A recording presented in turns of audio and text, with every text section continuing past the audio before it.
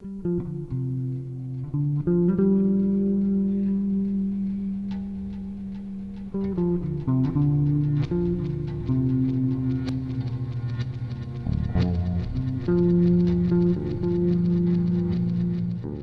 scariest call I've ever been on. There's been a lot, you know. If a cop or an officer or a deputy tells you he's never scared, he's lying to you.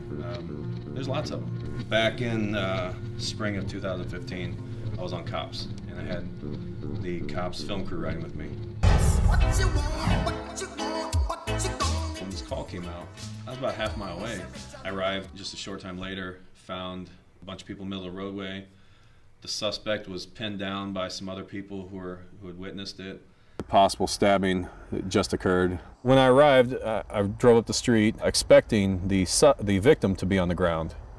When I made contact, it turned out that it was a suspect that was actually being held down by one of the victims. She comes down here, she breaks out my windows, wants to try coming at me again. You need to go over here and let the paramedics come. Stand up. She got right now. She got razor in his hand. Drop the razor. I don't have one. Stand up. Stand up. While I was on scene, she admitted she's on cocaine. She got in an argument with these people about a tablet that she thought they stole it. So in order to get even, she pulled out a razor blade from her sock and cut the girl's leg, and she ended up getting her calf and cut her calf wide open. During the interview, after we read her rights, she admitted to cutting her. She said that's all she could get was her leg. The people on scene who got injured were lucky. It was nothing more than, it was a serious injury, but it could have been a lot worse. And that's somebody we could encounter on any given call. She had a razor blade in her sock, and with her state of mind, just well could have been one of us, any of us deputies on a call, that she could have pulled it out and used it on us. It goes to show that you never know what's going to happen on a call. This time, we were able to, get the blade before we put her in the police car because she used it. There's times where we may have had somebody in the police car that still had a weapon, and we may not have found it. Sometimes they're hard to find. A small razor blade, although deadly, would be very hard to find in a sock unless you did a very thorough search. So that's something we stress is our searches, and this for cases just like this one that was on TV that day. You never know what somebody's hiding. I'm Deputy Miller. I work for the K-9 unit. I've been doing this for almost 14 years now, and I'm also on the SWAT team. And I've been to a lot of scary stuff. I don't know if I could pick one. It all depends on the individual call. I've been to calls at 8 o'clock in the morning that started out as nothing and ended up pretty scary. And we've gotten 911 calls of somebody running around with a gun or something like that. And we get there and it was nothing and it wasn't scary. So that's kind of hard to say. I think it was back in the end of 2013, beginning of 2014. I don't remember the exact date, but it was night shift. It was about 3 a.m. I was working in Holiday, and I was with another deputy, a corporal now, who we were sitting on US 19 in front of McDonald's running radar, and we had a car coming at us at 120 miles an hour. That right there gets your adrenaline going. Not scary, but that gets your adrenaline going. My name is Eric Brusino, and I am a patrol corporal here at the Pasco Sheriff's Office. Well, normally it's an added pressure on us because people assume what we're going to do before we even get there, because they have such a negative perception of us. They assume that we're going to be the rotten apple that they once saw on a news clip, and they don't give us a chance to actually do our job and make an impact on their life. As I was, accelerating to catch up to initiate the traffic stop, I witnessed it smash into the back of another vehicle going the same direction. It hit it, caused it to fly up in the air. It was like a movie almost. It flew up in the air about 20 feet. It was incredible. Hit the gas tank, exploded the car in front of it. Ended up landing in the southbound lanes of US 19. We were headed northbound. Myself and Corporal Brett Morris ran out. The first car I came to was the one that we had got speeding.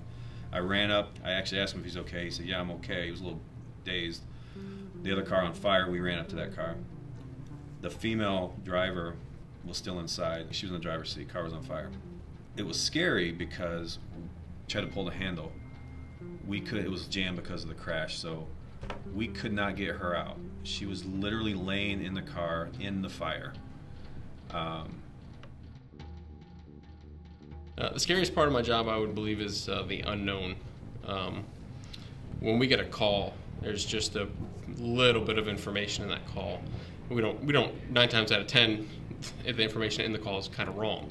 So we don't know what we're always going to, and then traffic stops. It's really an unknown what we're going up to. We don't know if the person that we just pulled over just robbed a bank or is wanted for a murder in a different county. So probably one of the scariest things you'll ever encounter was when you're so close to being able to help somebody and you can't do it. And the flames and the scenario that we're in, it was just extremely scary, and it's too bad it happened. But lots of scary calls we go to. That's one of the top ones for sure. Well, I think the reason that law enforcement is speaking so negatively on us is because at the moment it's a hot button issue. It draws in ratings, and it goes with kind of the narrative of what's going on with the country at the moment. I think it makes for a good story for them. Me going out and doing my job on just a normal call and everything goes fine and we leave and everybody has a great experience, that's not news. Who wants to hear that? Everything went well, and it's really not exciting. I think they publicize that other stuff because to them it makes a better story.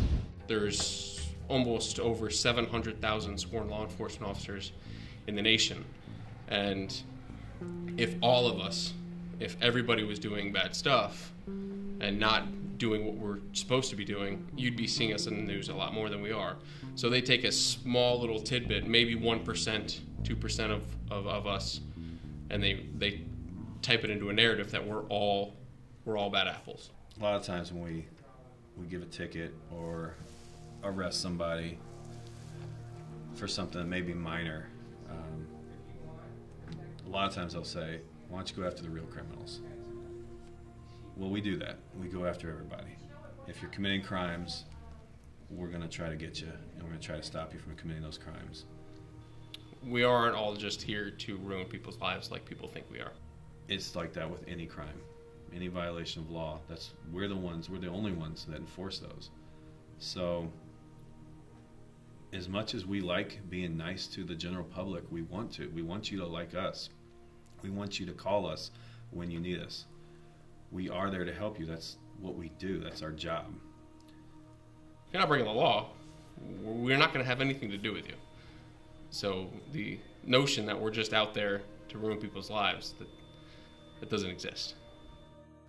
If you don't want us coming after you, if you don't want us messing with you, if you don't want us at your home or stopping you on the roads, don't break the laws, and we won't have to be in your life. We can be the nice guy you encounter at the coffee shop or at the restaurant or at the gas station pumping gas next to me. Say hello. Of course, I'm going to say hello back. We are nice to the public because we're here for them.